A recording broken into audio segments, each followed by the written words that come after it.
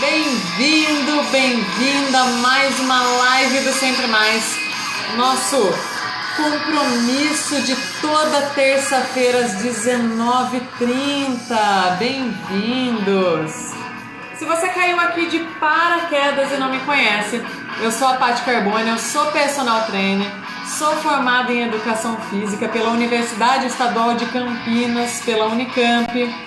Sou proprietária do Sempre Mais Centro de Treinamento Físico, tenho diversos cursos na área de treinamento funcional, tenho cursos de pós-reabilitação, tenho curso de biomecânica da corrida, de periodização, de suplementação nutricional voltada para atletas. E além de tudo isso, né, esse é meu currículo, e além disso eu sou uma apaixonada por corrida de rua.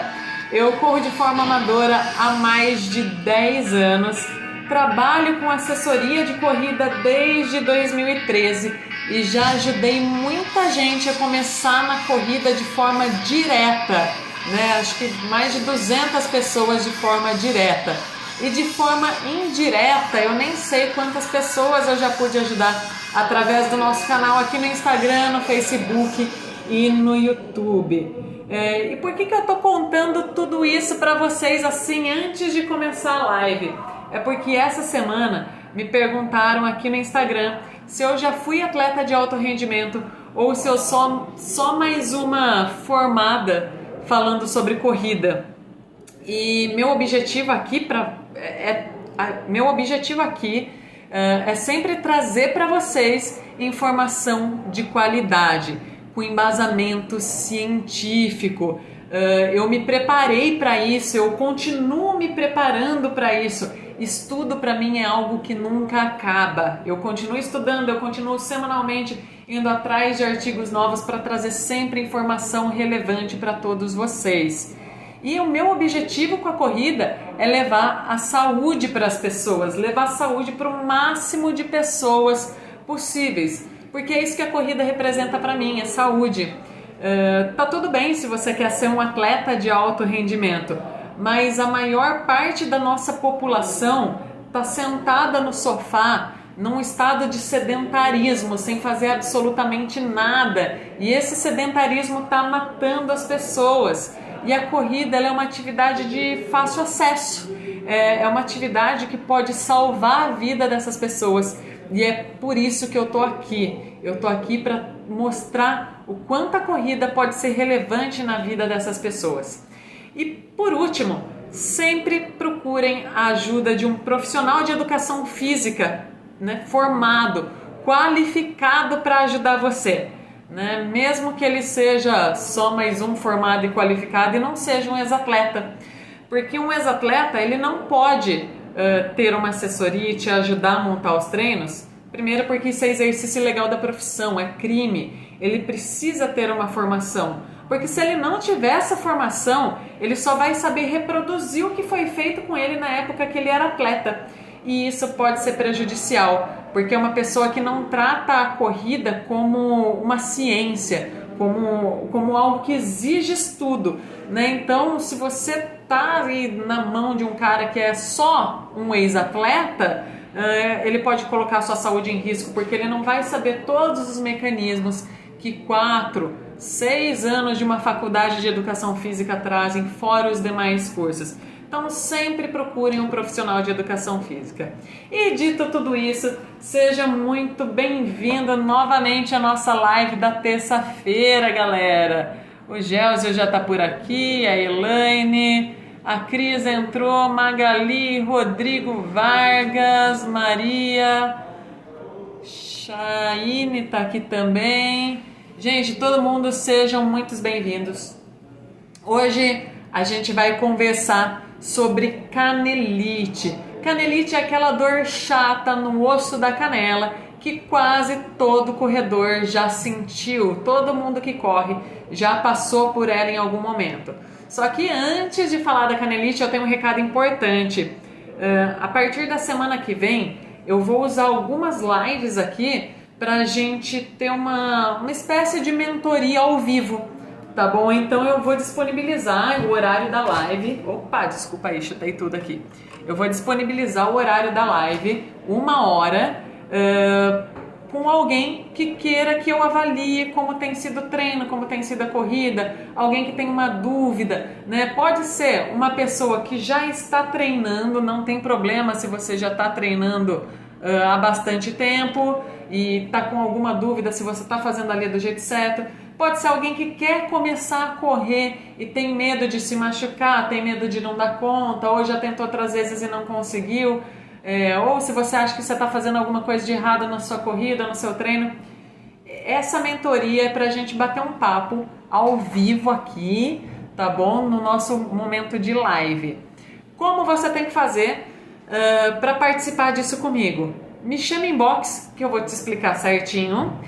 Ou comenta ali na fotinho que eu coloquei no feed falando dessa mentoria. Manda um oi lá que eu vou te responder. O que eu vou te explicar? Vou explicar certinho como funciona o horário, a gente vai fazer um agendamento para vocês não me deixarem esperando aqui sozinha, tá bom? Tem um questionáriozinho lá bem simples para você colocar qual que é o seu Instagram, né? E se você realmente está disposto a aparecer aqui na live comigo para a gente fazer essa mentoria.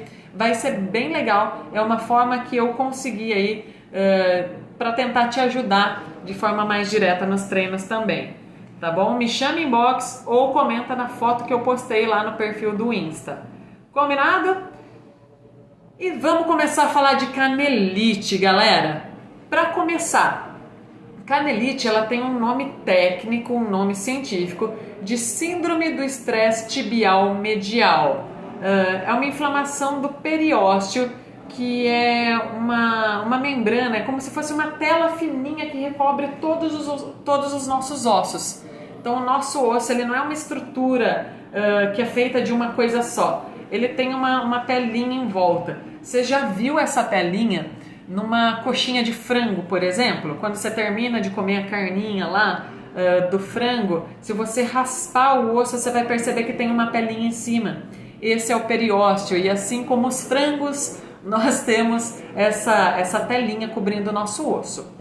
A canelite é quando essa estrutura ela inflama, né?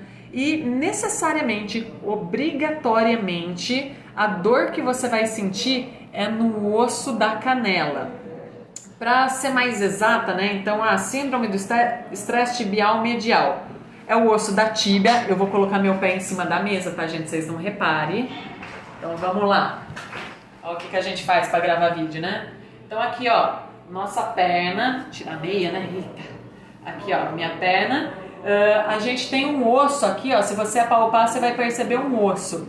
Essa aqui é a nossa tíbia. É o osso que fica na parte medial da nossa perna. Então, pelo nome técnico, a parte de dentro é medial, a de fora é lateral. Se a dor que você tem é na lateral da perna, não é canelite. Se a dor que você tem, ó, pode apalpar a sua perna aí, ó, cruza a perna assim, ó, põe a perna cruzada, vai ficar mais fácil para você perceber.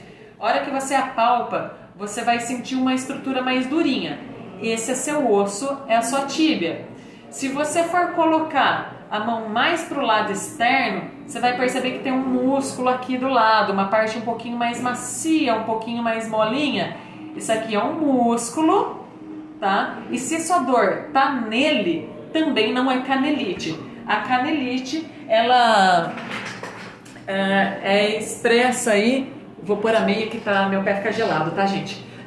Mas ela é uma dor que se expressa exatamente no osso da canela, não no músculo que fica ali. Então, apalpa aí, se a dor que você tem é no osso, é na estrutura mais dura, é canelite. Se for na parte mais molinha, seu problema é outro e aí a gente tem que avaliar, a gente tem que ver certinho como que tá, o que pode estar acontecendo aí, tá bom? Qual que é o problema da canelite? Quando a gente consulta os artigos, as revisões de literatura, a gente vai encontrar mais de 100 causas que podem estar correlacionadas com a canelite. Por isso que é tão difícil a gente tratar, por isso que é tão difícil a gente entender. Mas pensando em artigo, e agora eu vou para uma parte mais nerd aí da coisa, quando a gente fala em correlação, não necessariamente a gente está falando de uma resposta definitiva, de algo que é certo. Então não é assim, tem uma correlação de tal coisa, então toda vez que acontecer essa tal coisa eu vou ter canelite. Não é bem assim.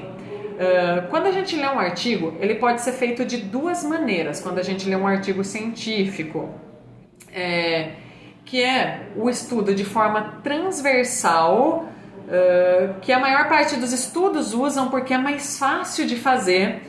E só para dar um exemplo, eu vou pegar um grupo, né? Eu pego um bolo de gente e que tem dor na lombar, só para dar um exemplo. Então eu pego um bolo de gente que tem dor na lombar e peço para fazer um teste de mostrar a língua e colocar o dedo na ponta do nariz.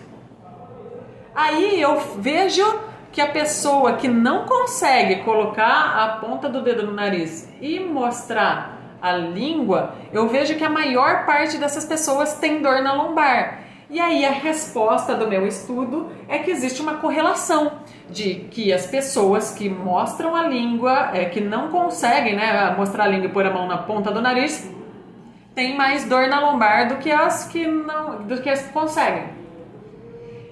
Isso quer dizer que tem alguma coisa a ver mostrar a língua e pôr o dedo na ponta do nariz com dor lombar? Não, mas estão correlacionadas. É a mesma coisa que eu falar que tem uma cidade X no interior das penínsulas vulcânicas que tem uma taxa de natalidade muito maior na época que as cegonhas estão se acasalando por ali. Quer dizer que são as cegonhas que trazem os bebês? Tem gente que acredita que sim, mas não necessariamente, tá? Então ter correlação não quer dizer que aquilo ali necessariamente vai trazer um efeito. E aí tem um outro tipo de estudo que é feito, que é o estudo longitudinal. O estudo longitudinal, você pega um grupo de pessoas para analisar durante um longo período. Por exemplo, vou pegar corredores, vou padronizar que eles têm que ser iniciantes, então ali já tem um padrão maior. Então eles nunca podem ter corrida, eles vão começar a correr comigo agora. Vou montar um treino parecido para todos eles e vou ter um grupo controle ali que eu vou usar para analisar, que não vai treinar do mesmo jeito que o grupo do treino. Então eu vou dar estímulos para esse grupo aqui e para esse aqui eles vão treinar sem esses estímulos aqui. Sei lá, usar frequencímetro, usar um tênis de placa de carbono, o outro usar um tênis normal. Um estímulo qualquer. Então eu tenho um grupo que recebe esse estímulo e um grupo que não recebe. Eu vou pegar e vou acompanhar esse grupo por 1 ano. E aí no final desse 1 ano eu vou fazer uma análise e comparar esses dois grupos, o grupo controle e o grupo de treino, o grupo que recebeu o estímulo e o grupo que não recebeu estímulo nenhum, e vou dar a resposta do que deu de diferença de um para o outro. Então 60% das pessoas desse grupo aqui que recebeu o estímulo de correr com tênis de placa de carbono, bababá, tiveram melhora no pace de 6%. Enquanto os que correram descalços, o pace caiu. Tá? Então aí eu tenho uma base, um estudo com mais base comparativa para falar que o tênis de placa de carbono frente a pessoas que correm descalços é 60% melhor. Ou 6% melhor em 60% dessa população. Ou ainda eu coloco mais um pessoal que treina com tênis normal. Olha, deu uma diferença XYZ. Isso daí me dá mais base para comparação. Não quer dizer que os estudos que são feitos de outra forma, os estudos transversais que trazem correlação, são ruins. Mas se eu tiver um estudo longitudinal e um estudo transversal, esse daqui aparenta ser melhor do que esse outro.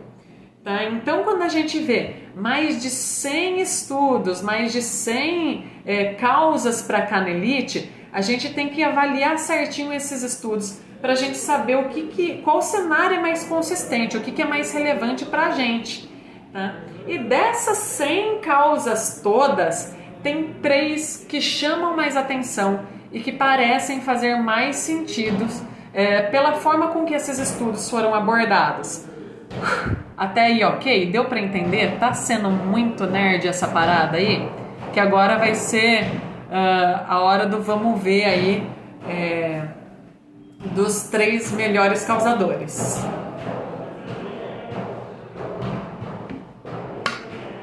Importante, se vocês tiverem alguma dúvida durante a live, quiserem falar aqui, pode mandar que eu vou lendo. Se vocês quiserem deixar as dúvidas para o final da live, a gente vai ter um tempinho para respondê-las também, tá bom? Às vezes dá um delayzinho a mensagem de vocês, demora um pouquinho mais para chegar e aí eu já passei do item, então daí eu deixo para o final, tá? Mas podem ir comentando aqui que a gente vai batendo esse papo. Eu gosto da live porque ela tem essa troca aí entre a gente, tá? O pessoal todo fazendo carinha de nerd. Gente, eu gosto de estudar mesmo. Eu fiquei chateadíssima essa semana quando o cara falou assim, você é só mais uma formada? E aí eu fui ver lá, o cara é só um ex-atleta querendo apitar na vida dos outros, né? Então, vamos lá. Não vem ao caso também.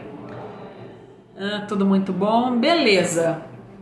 Quais são dessas 100 causas que apareceram num estudo ali de revisão de literatura, quais são as 3 que parecem ter mais sentido quando a gente fala de canelite?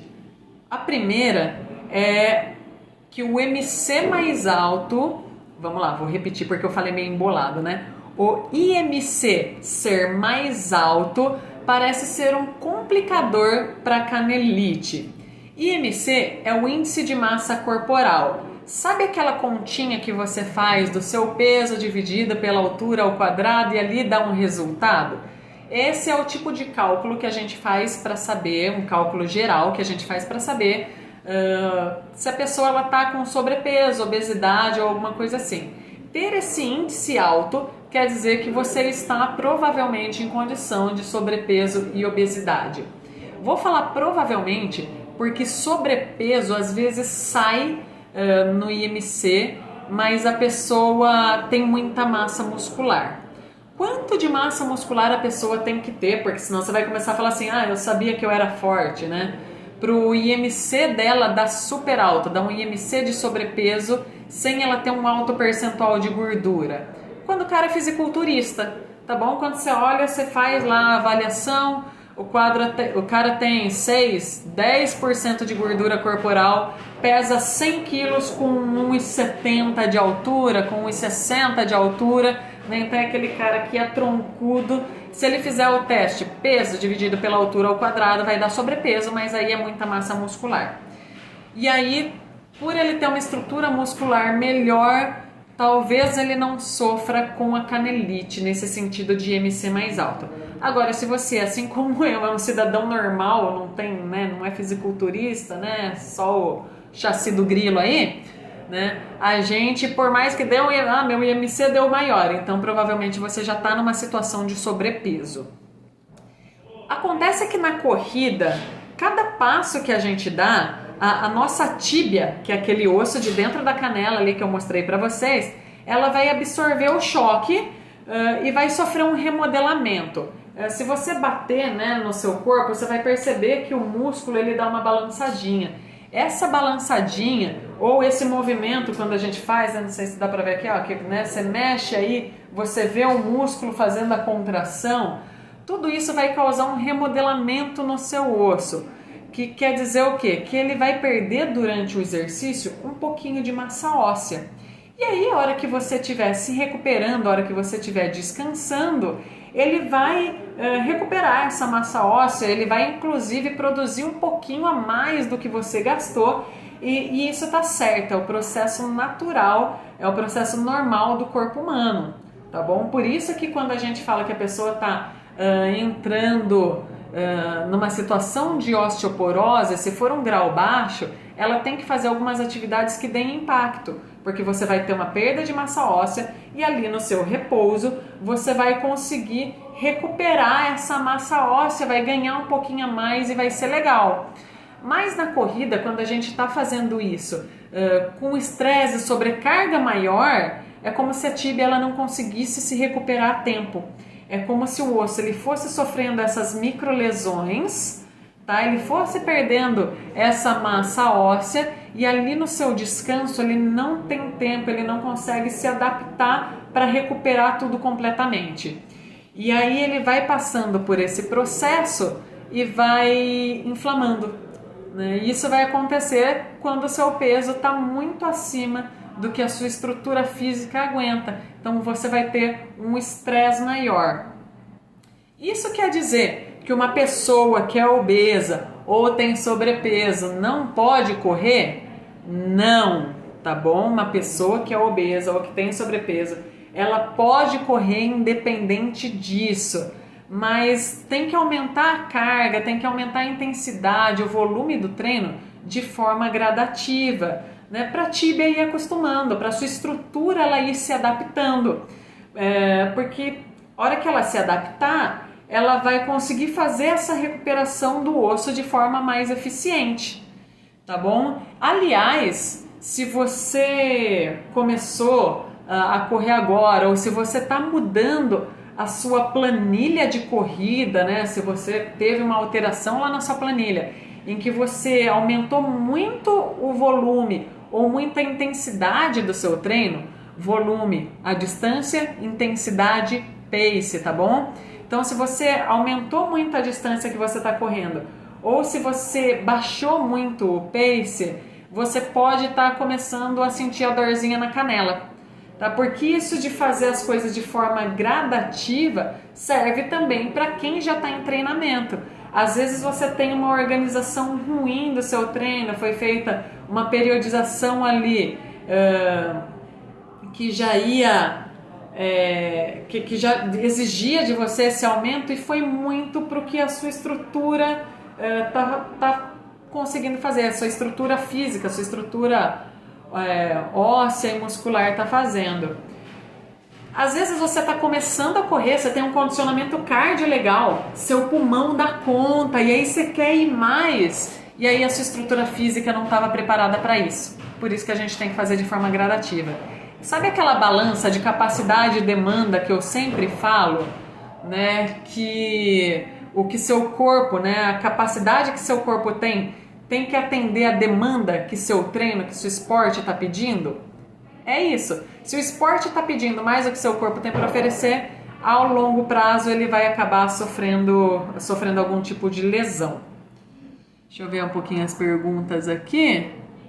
O Rodrigo, tenho canela fina devido à genética, queria muito ter canelas mais grossas, o que fazer? Não tem muito o que fazer não, viu, meu amigo?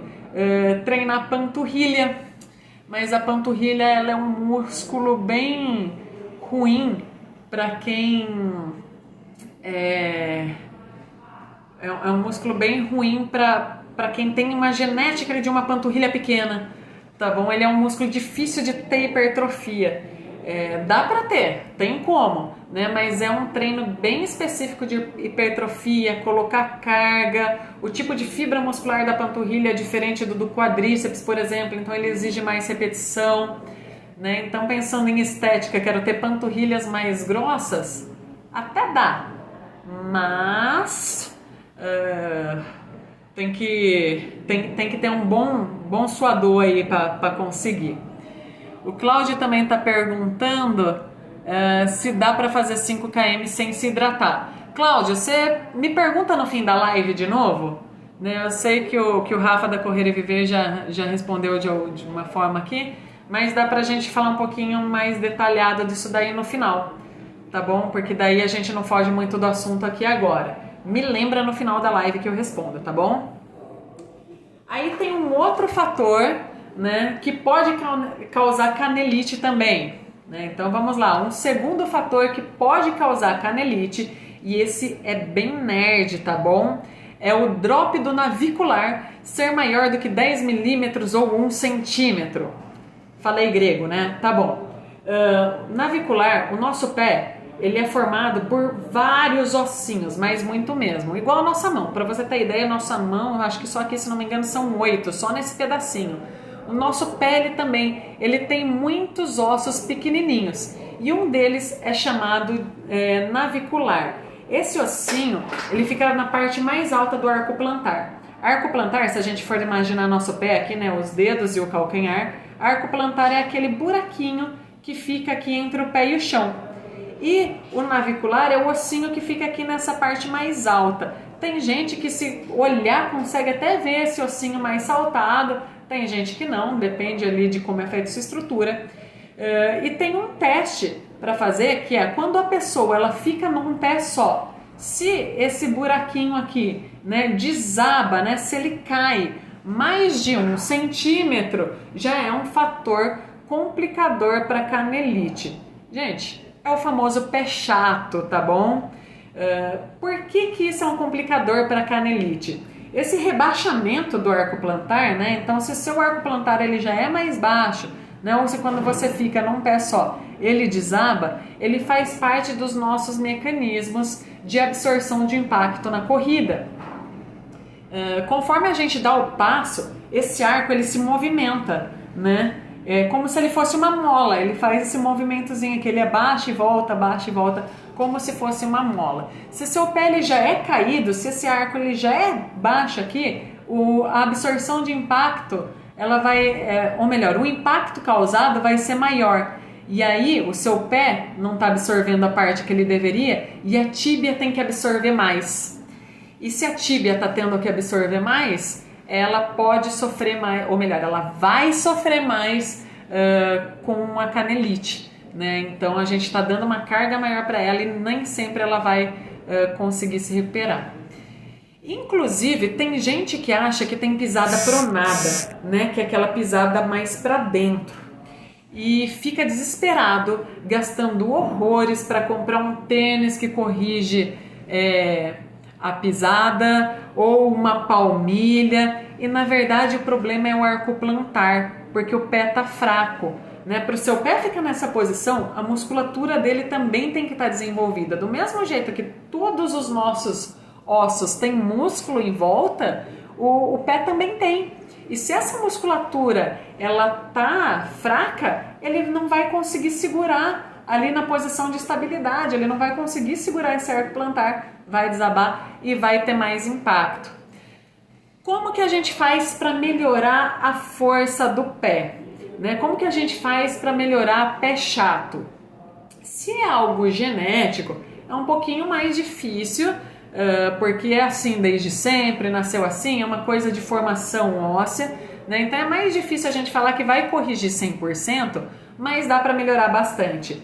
Tem exercício para fortalecer o pé, tem exercício para ajudar a melhorar essa função do pé, né?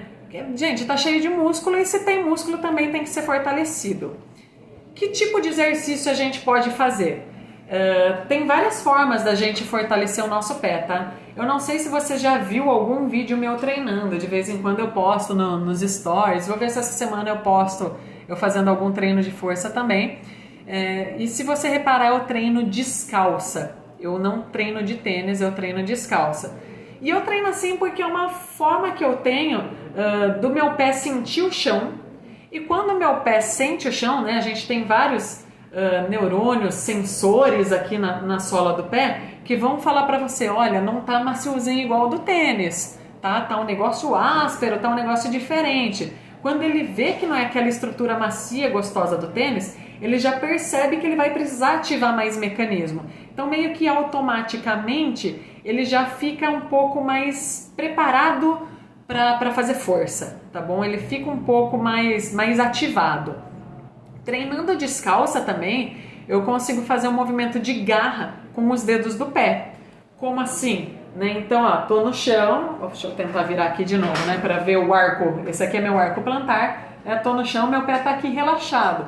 Se eu faço um movimento de garra com os dedos do pé, né, se eu faço força para agarrar o chão, eu libero meu arco plantar, o buraquinho do pé aparece. Né? Então aqui tô relaxada, fiz força com os dedos do pé, o buraquinho do pé aparece, liberei meu arco plantar e aí meu pé está fazendo força para ficar naquela posição.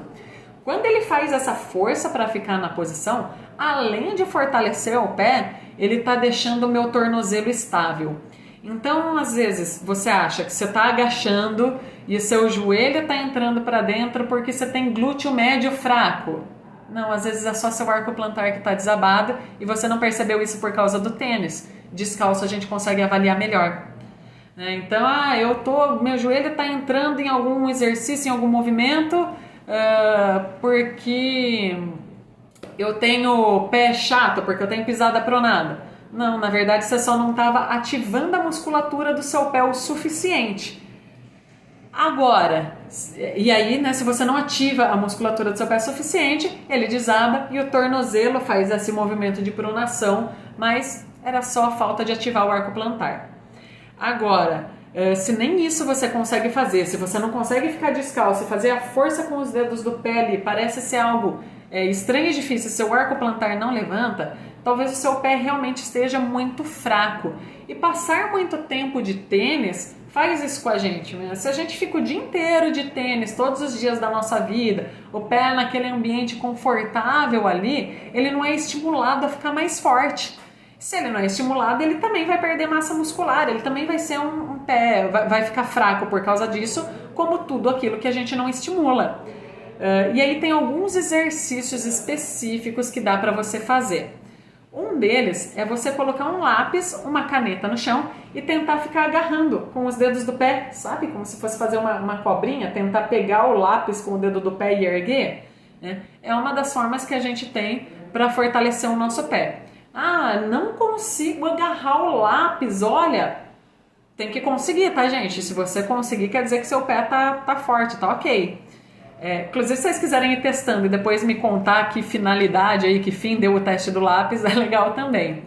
Uma outra coisa que vocês podem fazer é num chão liso, coloca uma toalha, pisa em cima, né? Pisa na ponta da toalha e vai puxando essa toalha, tá? Para trazer ela para perto aí do centro do pé, do calcanhar. Conforme você vai fazendo esse movimento, né? Você vai causando contração no músculo dos pés e eles vão fortalecendo. Isso vai ajudar você a ter um pé mais forte. Ufa, então esse era o segundo motivo que pode causar canelite. E agora a gente vai para o terceiro. Alguma dúvida desse segundo motivo aí?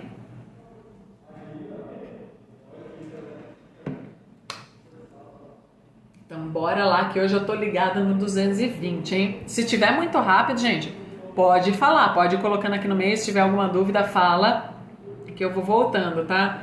A Cris falou que é o pé de pato, é isso aí mesmo, né? Que corre, né, com o pé retão lá, não consegue absorver impacto suficiente, e aí a tíbia é quem sofre tentando fazer essa absorção toda. Vamos lá. O terceiro motivo que pode fazer você ter canelite, né? O terceiro motivo que é um complicador é você já ter tido canelite antes. Se você já teve alguma lesão de tornozelo ou se você já teve alguma lesão de canelite, se você já teve canelite, a chance de você ter ela novamente é maior, mesmo que você já tenha tratado. Todo corredor que já se machucou está mais predisposto a se machucar de novo para qualquer lesão, ponto. E se você já teve canelite um dia, a chance de você ter de novo é maior. Por isso que a gente tem que ter algumas atitudes, por isso que a gente tem que tomar algumas coisas no sentido preventivo, tá bom? O que todas essas coisas têm em comum? O que todas essas causas que eu falei aqui, elas têm em comum? A gente está falando de impacto em todas elas. Então, quando a gente fala de sobrepeso, né, a gente está falando de aumentar o impacto por causa do peso que a gente está carregando em cada passada. Quando a gente fala de pé chato, a gente está falando do impacto ali na nossa passada. Então, para a canelite, o que mais importa é a gente saber absorver bem o impacto da corrida. Você precisa ensinar seu corpo a fazer isso. Seu corpo ele tem estrutura suficiente para fazer isso. O impacto a gente explica a partir da terceira lei de Newton. E eu falei que eu estava super nerd hoje, né? Então, a terceira lei de Newton, ela fala que se você bater em algo, né, se você pegar e bater em alguma coisa, essa alguma coisa vai bater em você de volta com a mesma força. Então, quando o seu pé bate no chão, o chão bate no seu pé de volta, né? Então, como que a gente tem que fazer para melhorar essa absorção de impacto? É o tênis que vai melhorar essa absorção de impacto pra gente? Não adianta você investir num super tênis Blaster Master Mega Power, porque o que o tênis tem para fazer, perto daquilo que o seu corpo precisa fazer, é algo ínfimo, é muito pequeno o papel do tênis perto do que a estrutura do seu corpo precisa fazer. O que você precisa fazer para absorver melhor impacto? Você precisa fortalecer seu pé para ele ter aquele... o arco plantar ali liberado, para ele não ficar com aquele arco plantar desabado. Então você precisa fortalecer o pé para absorver melhor impacto. Você precisa fortalecer a panturrilha. A panturrilha ela faz parte do sistema de absorção. Você precisa tentar correr fazendo menos barulho. Eu não sei se você já correu do lado de alguém que corre batendo bem o pé e você escuta aquela pessoa, né? Cada passo que ela dá parece uma porrada no chão. Para cada pancada dessa que você dá no chão, o chão bate em você de volta, né? E aí é o seu corpo que tem que absorver aquilo. Então, quanto maior o barulho que você faz para correr, mais impacto você está dando para o seu corpo. E aí, cuidado com o tênis, porque os tênis de tecnologia Boost, não é esse que eu vim hoje, né? Não. Mas os tênis de tecnologia Boost, que é aquele da Adidas, que parece aquele trabalho que você fazia na sexta série de isopor, né? Parece um isopor na sola, né? Essa tecnologia, ela disfarça o barulho da corrida. Então, uma das formas que a gente tem para fazer, para escutar como está seu impacto, é correr descalço, né? Porque às vezes o tênis pode estar mascarando esse barulho. Ah, mas não vai correr descalço no asfalto cheio de pedra, porque daí você vai machucar a sola do pé. Então pega e corre 3 minutinhos descalço na esteira, ou se você tem um corredor grande na sua casa que dá para ficar indo e voltando, né, dá para você correr lá também, né? Então pega um lugar que não vai machucar seu pé, mas fica ali uns 3 minutinhos correndo descalço e escuta o barulho que seu pé está fazendo. O negócio é tentar correr com o menor barulho possível. E aí depois, quando você for sair e correr, você tenta ajustar aquela técnica que você fez descalço para reduzir o barulho, estando de tênis. Vai ajudar bastante. E aí, como tratar a canelite? Ó, eu vim aqui para essa live porque a canelite ela já está me atrapalhando, eu já não estou mais conseguindo correr. Ó, vamos lá. Se a dor tá muito intensa e você já não tá conseguindo nem pisar no chão, se você não tá conseguindo mais correr, você vai precisar de ajuda externa, tá? Porque aí a inflamação ela já tá muito alta e não tem um exercício mágico que vai ajudar, não é pôr gelo que vai ajudar, não é passar pomadinha anti-inflamatória, isso tudo é muito pouco se a sua inflamação estiver mais alta. E aí você vai precisar da ajuda de um médico, você vai precisar da ajuda de um fisioterapeuta para fazer aquelas ondinhas de choque. Vi algumas coisas, né? Não é minha área, reabilitação, não sou fisioterapeuta, mas vi uma galera postando ali uns artigos falando que a eletroterapia para esses casos ela é muito boa, né? Mas é o médico esportivo que vai poder avaliar melhor.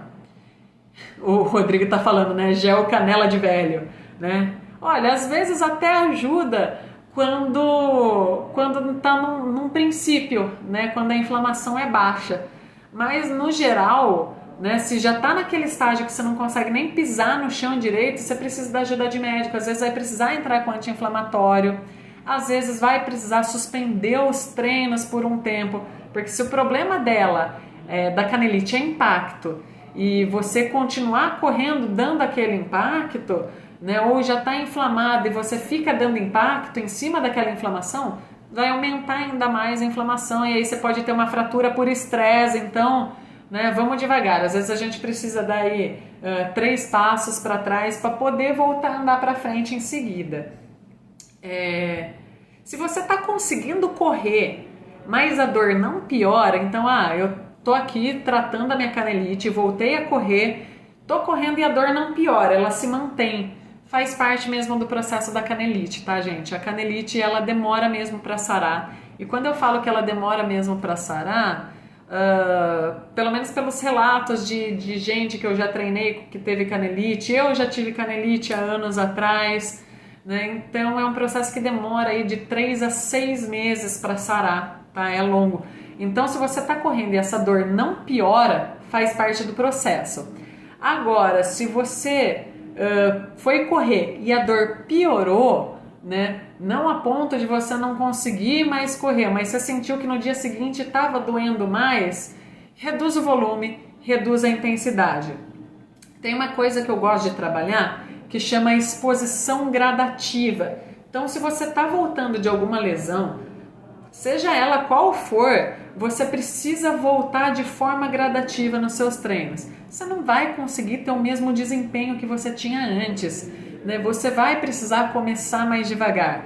Então, fui correr, né? Estava correndo legal e amanhã, né? Chegou o dia de amanhã e está doendo um pouquinho mais. Próximo treino, reduz o volume. Próximo treino, reduz o pace. Corri ali num volume, né, uma distância que não me deu dor nenhuma. Se eu for na semana que vem, porque não me deu dor nenhuma, eu falo assim, nossa, sarei, né, aumento, dobro a distância que eu tô fazendo, vai doer de novo, vai inflamar mais uma vez. Então a gente tem que voltar aos poucos, tá bom? Algumas pessoas, alguns estudos falam que o que dá pra gente aumentar de forma segura o volume do treino e a intensidade semanalmente é entre 5% e 10%. Né? Quanto é 5%? Meu querido, se você foi correr 5 km e foi legal e não te deu dor nenhuma, né? Se a gente está voltando de forma gradativa, não vai me correr 10 km na semana que vem. Né? É 5.500 que dá para você correr, é aumentar 500 metros da sua corrida. Tá? Então é voltar de forma gradativa mesmo. É melhor você conseguir resolver isso daí logo, né? Ficar ali 3 a 6 meses treinando, freando um pouquinho mais seu treino e sarar, do que você ficar nesse processo inflamatório por anos, né? Porque quando você não trata direito, ele fica se repetindo, tá bom? E aí você vai ter o seu treino prejudicado durante anos. Serve também para o pace. Se você está correndo, se você baixou seu pace, nossa, fiz uns treinos de tiro de velocidade, foi demais, né? E ali doeu mais, né? Sentiu mais dor no dia seguinte, volta, né? Não vai dar para você treinar tiro por enquanto, tá bom? Vai testando. A corrida, ela tem que ser confortável, ela tem que ser sem dor, né? Quando eu falo sem dor, não é sem dor muscular, não é sem aquelas dores normais do treino, mas ela tem que ser sem dor da lesão, né? A gente não pode correr, a corrida é para ser algo prazeroso. Se ela está causando muita dor, se ela está causando dor em articulação, se ela está causando canelite, ela não está legal, a gente tem que regular algumas coisas, né? Por que tem que ser essa volta, né, de forma gradativa? Lembra do processo de adaptação da tíbia que eu falei lá no começo, né? Às vezes ela estava lesionada e aí para voltar ela tem que se adaptando de novo. E ela não vai se adaptar do dia para a noite, porque é um processo ósseo, né? Nosso músculo ele se recupera muito mais do que as nossas articulações, do que nossos ossos. Ok? Correu mais forte, doeu, diminui o pace, tá? Tenta sempre reduzir o impacto. Vai correr? Tá fazendo muito barulho? Presta atenção. Às vezes a gente corre de fone, né? Escutando a nossa música, escutando os nossos programas favoritos lá e a gente não presta atenção no barulho que o nosso pé tá fazendo. Então pega um dia para ir correr sem fone, para você se escutar, para você escutar o seu impacto, tentar reduzir ele sempre. Falta de mobilidade e falta de flexibilidade influenciam? Só se elas estiverem atrapalhando você de absorver o impacto. Então, se te faltar muita mobilidade de tornozelo a ponto de prejudicar seu movimento para correr, né? Então aí você não consegue fazer aquele movimento de empurrar o chão para trás, aí você pode estar aumentando seu impacto também, e aí você precisaria fazer treinos de mobilidade. A gente tem que avaliar bem, tá? Cada caso é um caso. Por isso que é difícil analisar canelite, porque, o atleta ele se lesionou, a pessoa se lesionou, a gente tem que ver certinho vários fatores dele. O que tá? Ele não consegue absorver o impacto, mas por quê? Né? E aí a gente tem alguns testes para ajudar. Preciso fazer fortalecimento? Músculo forte ajuda na absorção de impacto. Músculo fraco, não. tá? Então, tem que fortalecer o pé, tem que fortalecer panturrilha, tem que fortalecer coxa, tem que fortalecer abdômen, tá? Faz parte aí da absorção do impacto, e o músculo forte vai ajudar você nessa absorção. O que é melhor eu fazer para fortalecer? Né? Tenho que fazer musculação, eu tenho que fazer funcional, eu tenho que fazer crossfit, eu tenho que fazer pilates. Você tem que fazer aquilo que você gostar mais, porque o que você gosta mais, você fica mais tempo fazendo, né? Então você tem uma melhor constância e o que te traz resultado é constância. O que você precisa ter, tanto na musculação, quanto no funcional, quanto no crossfit, quanto no pilates, é um professor que entenda a demanda do treino que você está fazendo. Então, se sua prioridade é corrida, você chega lá para o professor e fala: olha, professor, minha prioridade é correr. E aí ele vai saber o que de capacidade do seu corpo ele precisa trabalhar para ficar isso daí equilibrado e não ter risco aí de lesões, né? Você conseguir prevenir melhor as lesões, tá? Então, ter um bom profissional te acompanhando. Ufa, gente, era isso. Deixa eu ver o que a Magali escreveu aqui pra gente. Lá, quando comecei a correr, deu a louca de fazer 100k no mês, 25 por semana. Tive que ficar quase um mês quietinha, gelo e anti-inflamatório. Exatamente. O seu corpo, ele ainda não estava preparado para aquele volume de treino que você deu, né? Você era iniciante, a sua canela, ela não estava sabendo absorver aquele impacto de forma adequada, não deu tempo dela se adaptar. Canelite começa a ter essas microlesões aí. E aí, gente, dúvidas, comentários? E aí, Neia, bem-vinda. E aí, gente, vocês têm alguma coisa para falar sobre canelite aí? Ficou em dúvida? Faltou eu falar alguma coisa que vocês queiram que eu fale? Pode mandar aí, a hora é agora. Ó, fiquei quase 40 minutos falando aqui, ó, e vocês nem comentaram nada hoje. Então, se ficou alguma dúvida, pode ir mandando aí. Vou tomando uma água enquanto vocês escrevem.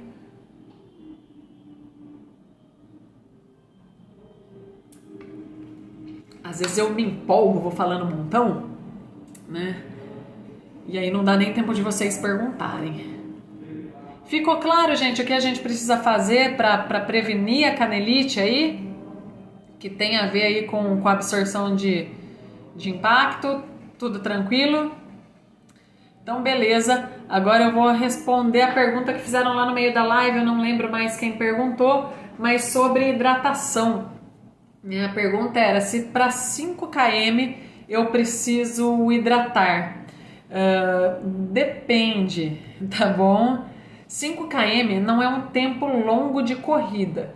Então, em teoria, a gente consegue fazer, né? A gente faz aí, quando o amador, 5 km numa média de 30 minutos, né? Então, 35 minutos, que é um tempo que o corpo aguenta bem, tá? Sem hidratação. Mas isso também vai depender de como foi feita a sua hidratação na semana toda, né? A gente tem o hábito de achar que o nosso corpo só desidratou ali no exercício, ou que hidratação, ela fica na gente só tipo, hoje eu tomei bastante água, então hoje eu tô hidratado, amanhã eu não tomei, então amanhã eu não tô. Não, ela é um processo contínuo também, né? Quanto mais você toma de água durante o seu dia, durante a sua semana, melhor hidratada vão estar as suas estruturas para a hora que você for treinar. E aí você realmente aguenta ficar mais tempo sem beber água. Tá? Então, não necessariamente você precisa se hidratar durante os 5 km.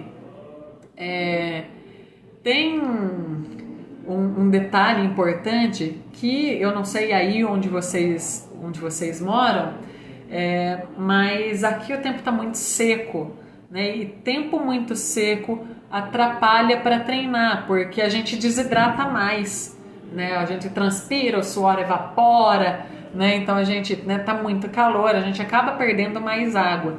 Por isso a gente tem que hidratar mais também. Tem uma continha para você saber quanto de água você tem que consumir, que é 35 ml, né? Uma base média aí de 35 ml por quilo de peso. Então, se você pesa 100 quilos, você tem que tomar em torno de 3,5 litros de água por dia. Se você pesa 70 quilos, dá em torno aí de 2,2 litros de água por dia, tá bom? Então, pensando aí na estrutura do seu corpo, quanto você precisaria. Mas água é legal, gente, quanto mais, melhor. A Cris está perguntando se meia de compressão ajuda em algo. Cris, meia de compressão, ela não, comprovado cientificamente ali, os últimos estudos, não ajuda no desempenho, no sentido de fazer o atleta ganhar mais velocidade, não ajuda a diminuir dor durante a corrida, mas ela é interessante na recuperação, porque ela trabalha retorno venoso. A meia de compressão, ela foi criada para fazer retorno venoso, tá, gente? Se vocês lembrarem daquelas tia velha lá que morava no quarteirão da rua da casa da sua avó em 1900 e bolinha, lembra que elas ficavam com umas meionas, cor de pele feia até o joelho?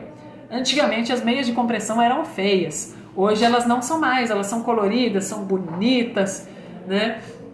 E a função dela é ajudar nesse retorno venoso. As tias usavam o dia inteiro lá porque elas tinham dificuldade desse retorno venoso, a perna ficava inchada, né? Então usa para não ter esse inchaço. Não tem evidência que melhore canelite, mas em tese você aumentar a circulação sanguínea nesse lugar vai fazer chegar mais metabólico e ter uma recuperação mais rápida. Porém, também não tem evidência científica nenhuma ainda. Ou se tem, eu ainda não fui informada dela, não achei esse estudo ainda. E aí, galera, que mais? Mais alguma dúvida? Vamos lá. Deixa eu ver se eu deixei. César falou que perdeu a live. Cara, não se preocupa, ela vai ficar gravada já, a hora que eu encerrar a live, eu já posto ela aqui em seguida no feed pra gente, tá bom? Aí você assiste depois. É até bom que às vezes eu falo muito, vocês conseguem pular as partes chatas. Sem mais, pessoal. Então, galera, vou ficando por aqui. Lembrando que na live da semana que vem vai ser um pouquinho diferente. Eu vou fazer uma análise, eu vou fazer uma espécie de mentoria ao vivo para ajudar alguém que queira aí a melhorar na corrida. Eu ainda não tenho essa pessoa que vai falar comigo semana que vem, ainda não sei quem é. Mas se você quiser participar, se você quiser ser a pessoa que vai receber essa 1 hora de mentoria comigo aí durante a live, me manda um inbox que eu mando um questionáriozinho para eu pegar lá só qual que é o seu Instagram certinho para eu saber quem eu vou chamar na hora aqui, tá bom? Então se você quiser participar, qual que é o objetivo dessa mentoria? É eu ajudar você a melhorar seu treino, tá bom? Seja ver como que seu treino está distribuído, seja tirar alguma dúvida, ver como que tá questão de dor, se você está tendo dor para correr ou não, tá bom? Então se você tem alguma dúvida e quer participar da live da semana que vem, quer receber essa mentoria, me chama em inbox que eu te ajudo. Bora printar a tela, printa aí pra mim que eu nunca consigo printar, ó. Dá um X aí, todo mundo fazendo um sorrisinho pra foto. Avisa se der. Deu? Espero que tenha dado. Valeu, galera. Obrigada pela participação de todos vocês. É sempre um enorme prazer compartilhar a corrida aqui com vocês. Espero que vocês tenham gostado bastante. Espero ter ajudado vocês com o conteúdo, né? Agora são 8h23 da noite, então boa noite, um grande abraço, bons treinos e tchau, tchau, galera. Foi um prazer.